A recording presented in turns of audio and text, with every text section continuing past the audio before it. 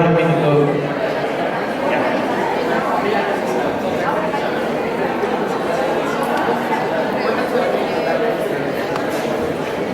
A continuación, tomará lugar el interrogatorio cruzado del equipo afirmativo al segundo orador del equipo negativo. Tienen 3 minutos, por favor, todos los presentes que guarden silencio.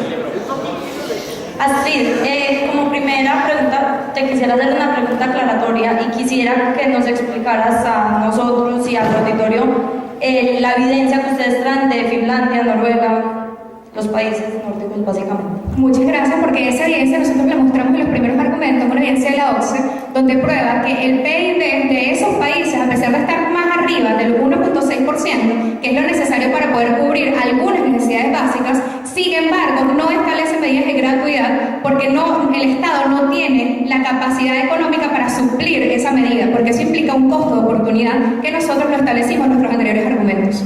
O sea, actualmente en esos países no hay gratuidad en las universidades. Actualmente en esos países, cuando en algunos países que existe gratuidad, se maneja la posibilidad de reducir ese costo de oportunidad debido a lo que implica que el Estado tenga que invertir más en otros factores que son más necesarios, como por ejemplo la educación más básica, como por ejemplo la alimentación y los costos de vivienda que forman parte, y la salud, que forman parte de las necesidades más básicas de la sociedad civil. O sea, ¿usted preferiría darle el pescado a la gente y no enseñarle a pescar, como darle alimentación y las otras cuestiones que mencionan? La persona no puede aprender a pescar si no tiene ni siquiera cómo irse hasta el río.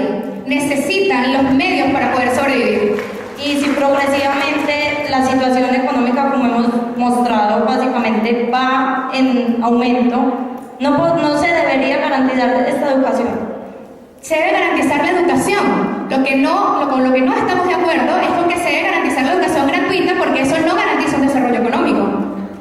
Si ya estuvieran cubiertos los factores, digamos, de educación previa, párvulos, técnica, ¿considera que se debería garantizar la educación?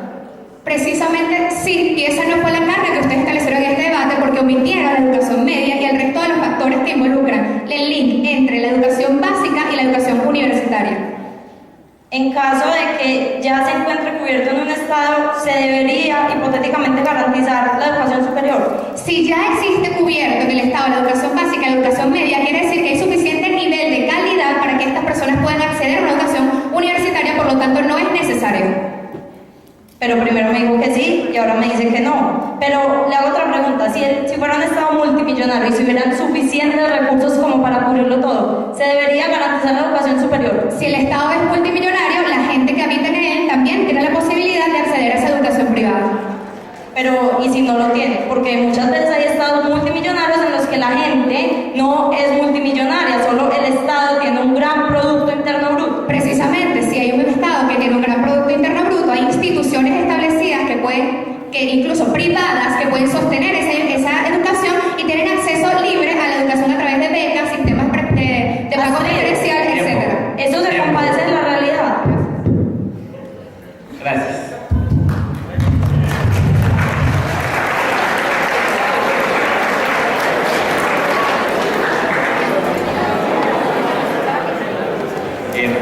Equipo afirmativo. Lo que quieras, de acuerdo. 2 minutos.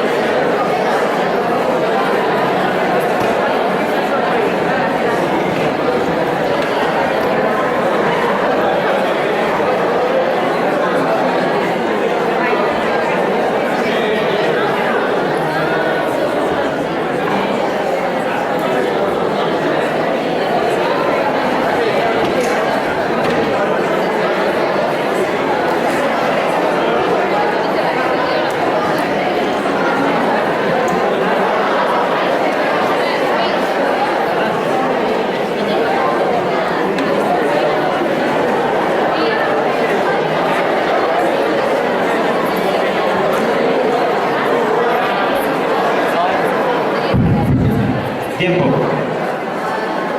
Les pedimos a los presentes guardar silencio. A continuación tomará lugar el último discurso del equipo afirmativo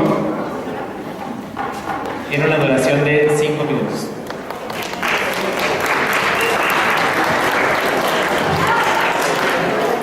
Cuando estés listo.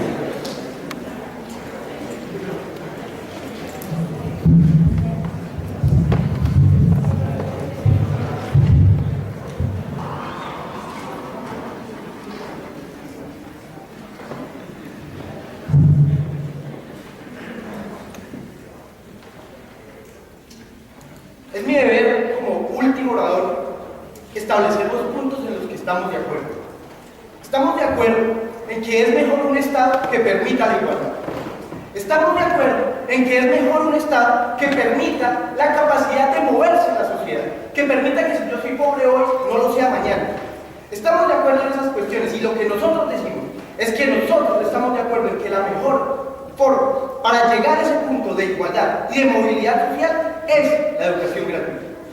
En esa medida, vamos a refutar los argumentos presentados y a demostrar cómo cada uno de los puntos no se compadece con que la educación no debe ser gratuita, y en segundo lugar a demostrar cómo los puntos que se demostraron acá sí ayudan a, uno, el desarrollo económico, y dos, al desarrollo personal de los individuos en la sociedad.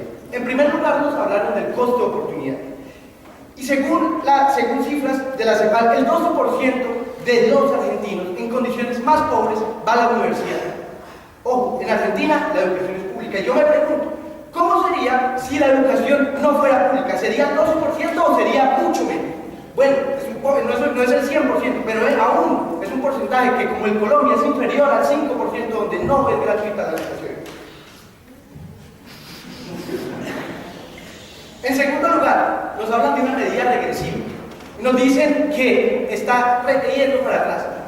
Es necesario explicar qué es regresiva y progresiva. Y según según la Carta de Derechos Humanos y Derechos Económicos, Sociales y Culturales, donde se encuentra la educación, un derecho es progresivo o regresivo en la medida que cubre a mayor cantidad de gente con mayor cobertura. Y yo me pregunto, ¿qué es más progresivo y qué cubre a mayor cantidad de gente? ¿Educación gratuita o educación onerosa? Obviamente educación gratuita. ¿Por qué? Porque mayor cantidad de gente va a poder entrar a las universidades sin necesidad de pagar por ello. En tercer lugar, nos hablan que no existe una relación entre gratuidad y calidad. Pero yo me pregunto, ¿existe una relación entre onerosidad y calidad? Y ahora, hay dos puntos de comparación. ¿Qué es más probable? Que si siempre por parte de universidades públicas se determinan los estándares de calidad, o por otro lado se dejan al libre mercado, y se dejan al libre mercado a la determinación de las empresas universitarias. Aquí la respuesta es que cuando va a ser determinado por el Estado, por los parámetros del Estado, porque él es consciente que quiere mejorar las condiciones de su educación, los parámetros de calidad suben, como no se determina cuando se dejan las reglas del libre mercado. Ahora, en los argumentos que desarrolló mi equipo, en primer lugar dijimos, es más barato pagar la educación, porque la educación no es un gasto, la educación es una inversión. Y es más barato primero porque formaliza la economía. Y cuando se formaliza la economía suceden dos cosas. Uno, más gente paga impuestos, y cuando más gente paga impuestos, más fácil se puede pagar más educación, y más fácil se le puede dar el pescado a esa señora que necesita que se le dé el pescado. Ahora, viéndome para atrás un poco, yo me pregunto, esa señora que no puede ir que se tiene que preocupar por comer o ir a la universidad, ¿es necesario que se le va a asegurar su derecho a la alimentación porque no exista la educación gratuita? Eso no es cierto, es una causa falsa, y no porque no exista la educación gratuita es que el Estado va a cubrir derechos como la alimentación. Ahora, en el mismo argumento del desarrollo económico, es más fácil que un Estado que tiene desarrollo científico no dependa de otros Estados. Es más fácil que regule de manera autónoma su economía. Y en esa medida, para un Estado es mucho más barato invertir en educación que no invertir en él. En el segundo lugar, hablamos de la movilidad social. Y como hemos dicho, estamos de acuerdo en que es mejor un Estado en donde los pobres de hoy no sean pobres mañana, en donde las circunstancias que tenemos en la sociedad no se perpetúen para siempre. Y pensemos una cosa, todos estamos hoy acá solamente porque hemos roto la trampa de la pobreza, porque la hemos partido, es decir, porque tuvimos acceso a un computador y supimos que había una posibilidad de ir a un foro, o porque de alguna manera rompimos esa trampa a través de la educación. Ahora, en esa medida, sí, rompemos la trampa de la pobreza, pobreza de más personas con educación gratuita, va a ser mucho más fácil que esas personas asciendan en la sociedad. Aquí tenemos una cifra. Por ejemplo, en Colombia, el país de donde yo soy, si una persona es peor, un trabajador de finca, el 40% de las personas van a ser peores o trabajadores de finca. ¿Y por qué? Porque en Colombia la educación pública no es gratuita. Por otro lado, en Francia, donde la regla general sí es la gratuidad, o sí es la menor onerosidad, la cifra de repetición del oficio de los padres es del 8%. Entonces, en esta medida es mucho más claro que se asegura que cuando hay educación gratuita, la capacidad de movilidad social es mayor, que como creemos que la capacidad de movilidad social es un valor que todos los estados privilegiamos. Por esas razones creemos que, uno, la educación gratuita genera mayor desarrollo, es más barato y permite el desarrollo de los valores que nosotros privilegiamos. Gracias.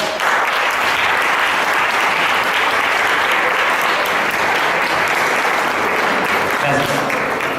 Equipo negativo le resta 1 minuto. Adelante. Tiene 5 minutos.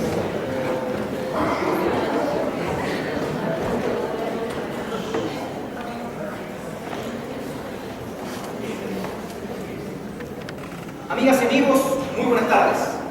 Quisiera partir por el final de esta intervención de cierre, cuando se nos señala que en el caso de Colombia, si uno es peón, hijo de peón, el 40% será por tanto también hijo de peón en Colombia, y luego se compara con el caso de Francia, señalando que esto se debe, y que en Francia no ocurre, a que en Francia existe gratuidad de la educación universitaria.